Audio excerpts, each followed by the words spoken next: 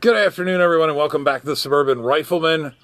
It is an incredibly beautiful day for March 3rd. It's got to be damn near 70 degrees out here. So one thing to keep in mind is the motorcycles are out in force today. I would be. If I wasn't here, I'd probably be out on the bike. So there will be some motorcycle noise in the background. Please bear with that. And I've also had a pilot who has, for the last hour or so, been circling around overhead and practicing cutting his engine and then throttling all the way up and giving her hell, which it's good that he's out there practicing, but there might be some airplane noise as well. But I've got a couple of borrowed guns at the moment, two rifles actually, each of which needs to get back to its respective owner, so I'm trying to clean up some older videos. And so today we're going to be taking a look at the Winchester model 1873.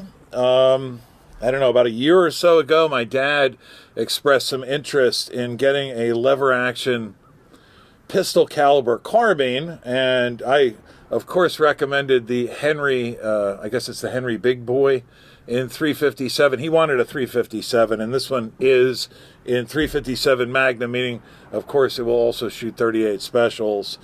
So I suggested the Henry Big Boy, but lever actions in general are hot right now, and pistol caliber lever actions are particularly hot. And with all the supply chain issues and everything, all of the relatively affordable lever action rifles in 357 were simply unavailable. So I did a little bit of research, I did some looking around, and I came up with this. I said to my dad, Cabela's actually has the modern reissue that Winchester is selling of the 1873 rifle. By the way, this is clear. There's nothing in the chamber. There's nothing in the magazine tube. I cleared it already, but just so you know, nothing in there. And I said, but it's quite expensive. It's a lot more. But my dad's got money, and he said, wow, I really like that, actually. And before I knew it, he had purchased it. And so here it is. I'm very fortunate to be able to test it out today. Now, my dad has shot it already, but it's essentially in brand new condition. He specifically left the Winchester sticker on the bottom of the magazine tube. If you were a hardcore collector, you would probably leave that in place forever. It bothers him, and I can't say I'm real fond of it either. But he said, I want to leave it in place until you get a chance to review the rifle, or at least take a look at it. So, and he gave me permission to peel it off, but I'm not going to do that. I'm going to leave that pleasure to him. Although I would suggest right now, Dad, because I know you're watching this video, when you do peel that off, stick it to the inside of the shipping box or something like that so that it's not lost, because I think that actually adds some value to the rifle. And speaking of the shipping box, he sent along the box that the rifle came in. I didn't bring it out here to the range because it was just going to be too cumbersome. It's a white cardboard box. It doesn't really have anything written on it. It does have a nice cutout styrofoam insert that fits the rifle perfectly. So it was nicely packed, but I didn't feel like I really needed to show that to you. So in all ways that I'm familiar with, this is an 1873 Winchester.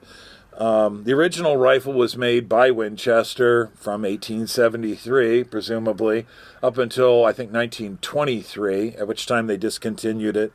And there were a lot of other reproductions made in the intervening years, mostly in Italy. I know Uberti sold a repro, a very nice repro of the 1873 Winchester for many years. But then in 2013, Winchester decided that they wanted to reintroduce the 1873. And it's made under some sort of license from Browning Arms Corporation. I don't understand the whole relationship between Browning and Winchester and the manufacturer, which is Miroku in Japan. But it is made in Japan, and as one might imagine, it's absolutely beautiful. And considering the price, it should be quite beautiful. It says Winchester model 1873 here on the tang. The tang is actually drilled and tapped, presumably for a vernier type tang sight, which might be an interesting addition sometime in the future. Although this is really for 357 Magnum and 38 Special. So 357 Magnum, we're going to try shooting at some steel today. But certainly 38 Special doesn't qualify as a long-range cartridge. And I don't think 357 does either. But overall, it's a beautiful reproduction. We've got this sliding dust cover that opens automatically when you work the bolt. It's a very interesting rifle. The bolt is this very narrow piece of steel here, and the tail of the bolt is about the diameter of a number 2 pencil. Not exactly what I was expecting, but I have no experience with these rifles. This is a saddle ring carbine. I would advise, if you're going to get one of these, put a little rawhide thong on there. I imagine my dad will probably do so. That'll keep it from making wear marks on this beautiful case hardening that you can see. The machining on this rifle is absolutely spot on. The cartridge elevator is machined out of a block of brass. Very short and fast throw to the lever, which is one of the reasons that this was such a popular rifle back in the day. It could be fired very rapidly. I think I already mentioned it's got a beautiful black walnut stock with some figure to it. The wood is a little bit proud of the metal in spots in the front of the receiver and in the rear, and also along the tang here. And that's done for a reason. If you buy one of these and you say, ugh, why is the wood so far out from the steel? Do resist the urge to get out your sandpaper and start fitting the stock. This wood was certainly aged or seasoned properly before the rifle was built, but wood will continue to shrink over decades. And these rifles are built with wood that's slightly oversized, and it's a little bit annoying. You get a little bit of a hot spot there. But over time, that'll continue to shrink and shrink and shrink. And if the manufacturer has done their job correctly, it will eventually end up being more or less flush with the steel. So don't start sanding on a new rifle just because you don't like the fit of the wood to the metal. Just be patient. It'll happen. So this is the 20-inch model. I don't want to talk about this at great length. This is the 20-inch model. There's a 16-inch carbine as well, which is highly sought after, but quite rare. I've never seen one. I've seen videos on YouTube of other guys who have the 16-incher. I actually prefer the 20-incher. I like short, handy little carbines, but this is pretty much already that. If you chopped another 4 inches off of this, you'd be bordering on mare's leg territory. So it has detachable side plates just as the original did. I already mentioned the case hardening is absolutely beautiful. It has Winchester proof marks on the barrel and the top of the receiver, as well as roll marks here on the tang. Some marks on the barrel talking about which calibers you can use. And it does say made by Miroku, Japan, imported by Browning Arms Company, Morgan, Utah. Winchester is a registered trademark of Olin Corporation. So I think it's made and imported by Browning, but then sold and branded by Winchester. Again, I don't understand how all that works, but we've got a brass bead front sight. Just a beautiful thing. Crescent butt plate with a tang that's inlet over the top of the heel of the stock. So I guess that's pretty much all I have to say about the rifle, and you probably want to see me shoot it. So I've got a couple of different loads out here. It will take 38 Special as well as 357 Magnum. I had to do an oil change on my wife's car today, and I forgot that most of my shooting gear is in my truck. So I have her car. I actually scrounged some targets out of the trash, and I have them kind of jammed up on the target holders out there. I don't have my staple gun or anything, so I don't know how much actual target shooting we're going to do. Those might fall down as soon as I pull the trigger, but I've got some 38 Special target loads, which are my own recipe. I don't have the data here, but this is 148 grain, double-ended, soft-cast wad cutter. I imagine this is just a couple of grains of unique or red dot. I have it written down in my book, but unfortunately it's not marked on the case. These should be real cream puffs out of this. They will feed out of the mag tube, despite this short little bullet, but only one at a time. If I put more than one into the mag tube, the overall length of the cartridge is too short, and the second cartridge in the tube tries to get onto the loading elevator as well and jams things up. So I can only load these one at a time.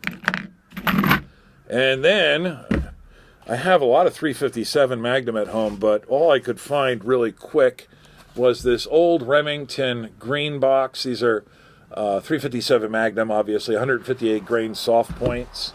So these are pretty heavy bullets by 357 standards.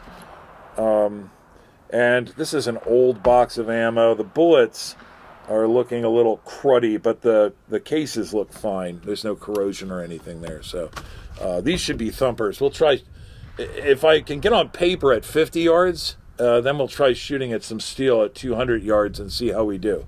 So I've probably talked way too long, so let's go ahead and do some shooting. We'll start off with these 38 special wad cutters. Again, these should be kind of like shooting 22 shorts or something in this rifle.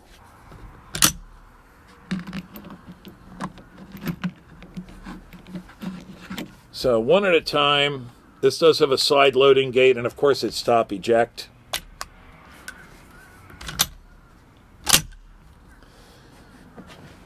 This should be not much of anything here, but we'll see how it goes.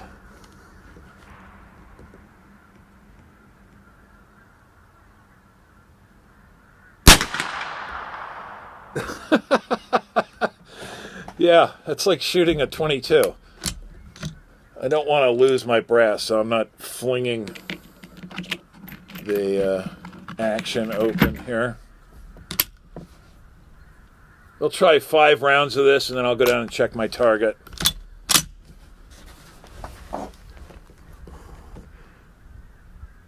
By the way, my normal squeeze bags and everything are also in my truck. That's why I have this mechanical bench rest out here. I know it's a bit of overkill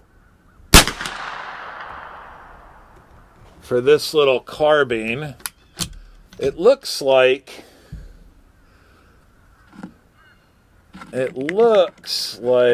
this is shooting dead center, but I won't know until I go down and check it.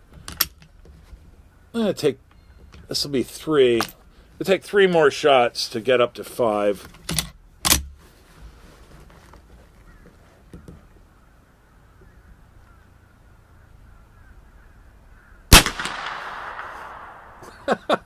There's virtually no recoil at all. Screw it. I don't feel like picking them out.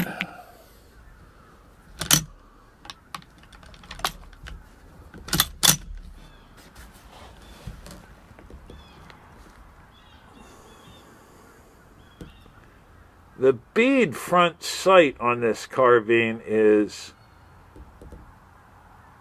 huge. If you did want to mount like a target peep sight on this, I would definitely put a smaller diameter front bead on this rifle. This thing is for shooting at medium ranges. I don't think this is meant for long range target work. We'll see how this goes.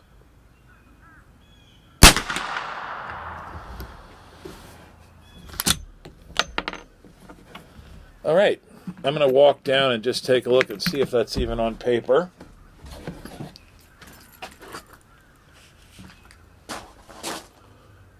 All right, so I have absolutely no idea where that was hitting at 50 yards. So let's put some 357s in here and see if we have any better luck. These should feed out of the magazine just fine. And of course, if anyone's interested in this rifle's capabilities, as regards accuracy or whatever, we can do a more extensive review in the future. Put 4 rounds in to start. That looks like it's going to work. That didn't jam up. And this should be a little more, this should be a little bit more significant.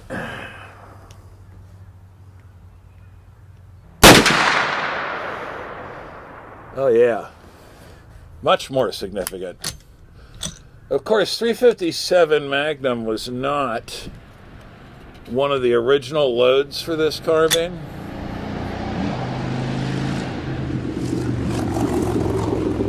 Beautiful noise. It's currently available in 357, 4440 Winchester, and 45 Long Colt. And of those chamberings,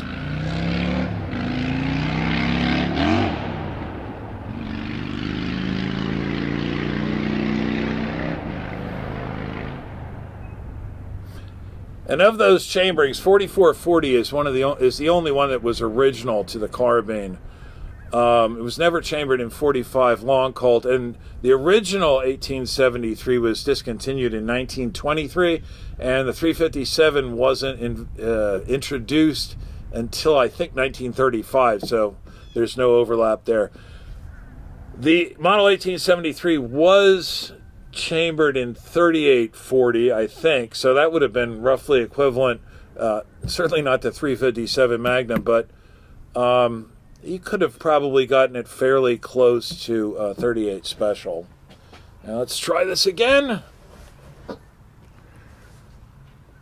Oh, one of my targets just fell down. Man, this is fun. We'll definitely shoot this again.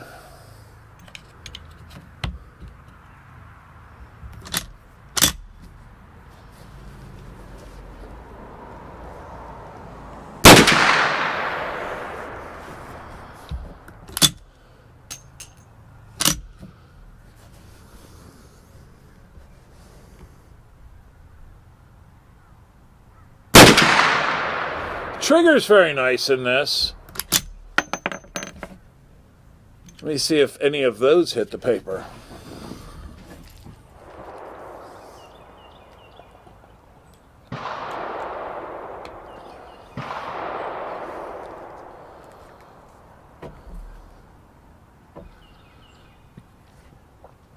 Okay, so it was shooting super low with the 357s. So, which probably means those 38 Specials were just going into the dirt. So we'll raise this rear sight 1 notch. Actually, I took it up 2 notches. Let's see what that does. Let's fire 5 more rounds of 357 and see if I can't get an actual group out of this thing. So these 158 grain jacketed soft points would certainly be suitable for anything we have here in Pennsylvania. You know, white-tailed deer at medium ranges. Normal sized black bear, not huge black bear. I wouldn't want to try to use a 357 on. And if you live in an area with wild pigs, this would probably be really good medicine for those. But let's see if we can't get a group this time.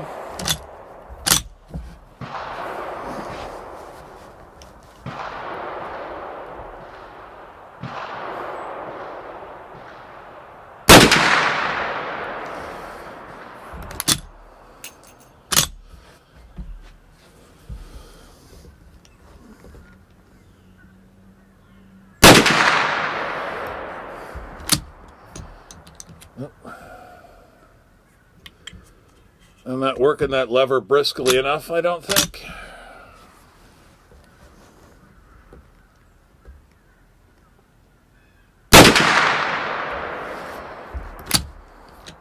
Or maybe something else. I'll have to take a look at that.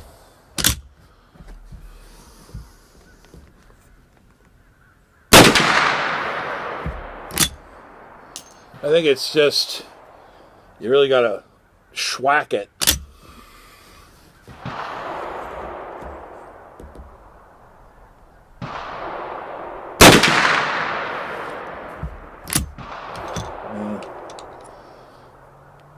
Maybe even more schwack than that. All right, let me go check it again. So not a bad little 5-shot group at 50 yards. About an inch and a half? No, it's more like 2 inches, 2.5 inches. Anyway, ignore these 22 caliber holes or 17 caliber holes, whatever those are down there. But all in all, not bad for a first attempt using some crappy old ammo. So now this is going to be a total pipe dream, but I'm going to see if I can ring one of those gongs out at 200 yards with one of these 5 cartridges. And I'm not going to waste any more ammo on this sort of endeavor until I have all of my equipment here. I don't know if this is going to work or not, but stranger things have happened. 200 yards is a bit of a poke for 357, but let's see.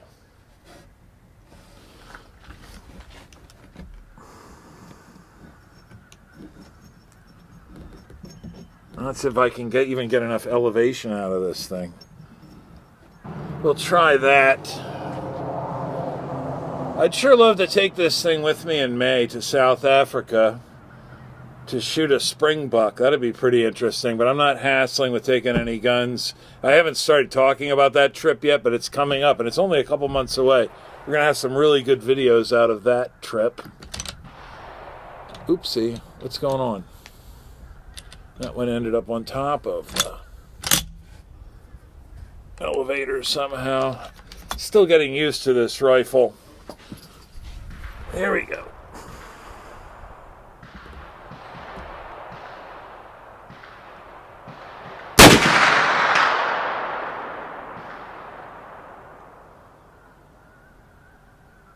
I think I hit that gong. Let's try it again.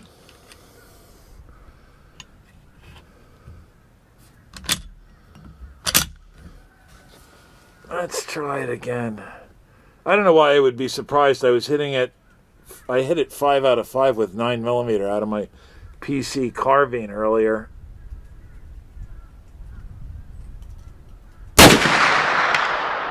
I did hit that gong. By golly. Who says you can't shoot 357 at 200 yards? All right, here we go.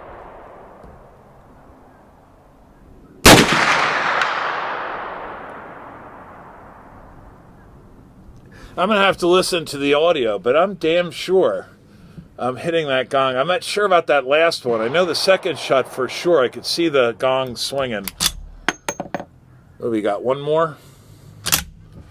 Let's see if we can go 5 for 5. If those were hits, we'll know once we listen to the audio.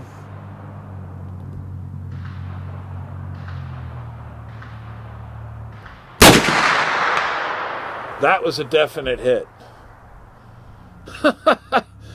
That's fantastic. That is fantastic. I love this little carbine. I think my dad's going to be very, very happy with it. We'll definitely play around with it again on the channel. And when we do that, I hope to see each of you then. Later, guys.